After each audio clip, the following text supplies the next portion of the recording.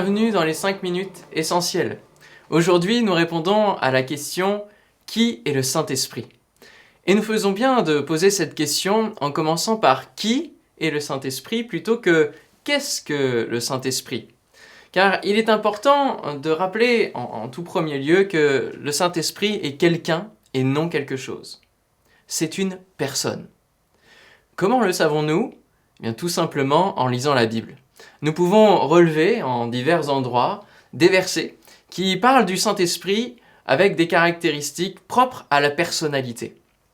Par exemple, il parle dans Apocalypse chapitre 2 et verset 7, il est dit que celui qui a des oreilles entende ce que l'Esprit dit aux églises. Il rend témoignage, il convainc de péché, de justice et de jugement. Il conduit dans la vérité, il appelle les hommes à faire la volonté de Dieu, il dirige les hommes dans leur ministère, il intercède et soupire. Romains chapitre 8 verset 26 nous dit « De même aussi l'Esprit nous aide dans notre faiblesse, car nous ne savons pas ce qu'il nous convient de demander dans nos prières. Mais l'Esprit lui-même intercède par des soupirs inexprimables. » Nous pouvons voir encore qu'il sonde tout. Il a une volonté propre. 1 Corinthiens 12, 11, un seul et même esprit opère toutes ces choses, les distribuant à chacun en particulier comme il veut. C'est en parlant des dons spirituels.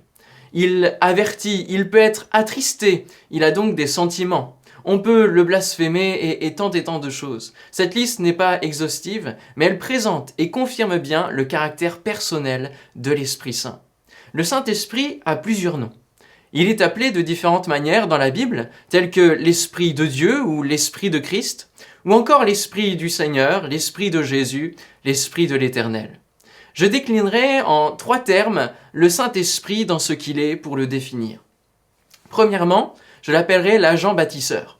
Depuis le début de la Bible jusqu'à la fin, nous pouvons voir que le Saint-Esprit est celui qui va exécuter la parole de Dieu. Il va la manifester, la mettre au jour. Ainsi, dès les premiers versets de la Genèse, il nous est dit qu'il se meut au-dessus des eaux, au-dessus d'une terre informe et vide. Et lorsque la parole de création va se faire entendre, l'Esprit se met en action et la création apparaît. Et cela dans tous les domaines. Lorsque nous rencontrons Christ, c'est le Saint-Esprit qui nous amène à la repentance et à recevoir la paix et le pardon divin. Il est comme un agent envoyé pour exécuter les décisions de la divinité. C'est pour cela que Jésus annonce, dans l'évangile de Jean, au chapitre 16, verset 13, en parlant de l'Esprit, qu'il ne parlera pas de lui-même. En effet, il vient au nom de Dieu, de Christ, et il n'attire pas l'attention sur lui. Cela ne retire en rien sa position ni sa volonté. Il est un avec Jésus et le Père. Deuxièmement, je dirais qu'il est le consolateur, et c'est la Bible qui l'appelle ainsi. Après la résurrection puis l'ascension de Jésus, les disciples se sont retrouvés seuls, mais Jésus leur a promis d'envoyer l'Esprit afin de les consoler de cette absence. Jean 14, 26. « Mais le consolateur, l'Esprit Saint, que le Père enverra en mon nom, vous enseignera toutes choses et vous rappellera tout ce que je vous ai dit. » La définition grecque du mot consolateur, paraklétos, est aussi défenseur, avocat, celui qui est appelé aux côtés de quelqu'un.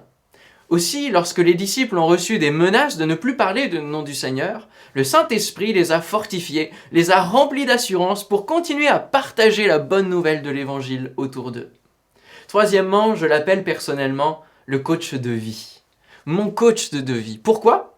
Parce qu'il est avec nous chaque jour, si nous l'invitons en nous, et il peut nous rappeler les promesses de la parole de Dieu, la Bible, les enseignements de cette merveilleuse parole. Il vous rappellera tout ce que je vous ai dit.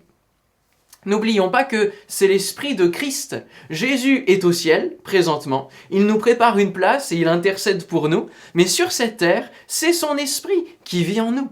C'est comme si nous étions les disciples de Jésus et qu'il est avec nous, mais c'est son Esprit.